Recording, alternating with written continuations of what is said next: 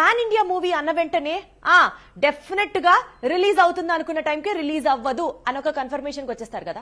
దేవరా విషయంలో మొన్న మధ్య రిలీజ్ అయిన టీజర్ ఖచ్చితంగా డేట్ ని మారుస్తూ అదే కన్ఫర్మ్ చేసింది. అయితే ఈసారి మాత్రం ఇలాంటి పోస్ట్పోన్మెంట్స్ ఏమీ ఉండవు అని సాక్షాత్తుగా ఇప్పుడు ఇంకొక టీజర్ రిలీజ్ చేస్తూ కన్ఫర్మ్ చేసింది. అనుకున్న టైంకి అనుకున్నట్టు ఈ సినిమా రిలీజ్ కాబోతుందన్నమాట. Which means junior NTR fans అందరూ ఇప్పుడు ఫుల్ గా రిలాక్స్ అయిపోవచ్చు. RRR తర్వాత ఎన్టీఆర్ నటిస్తున్న సినిమా ఇప్పటికే చాలా ఆలస్యం అయింది. సమ్మర్ సీజన్ లో వచ్చి ఉండాల్సిన సినిమా ఎందుకో ఆగింది. ఇప్పుడు అక్టోబర్ 10న విడుదల ముహూర్తం ఖరారు చేసుకుంది.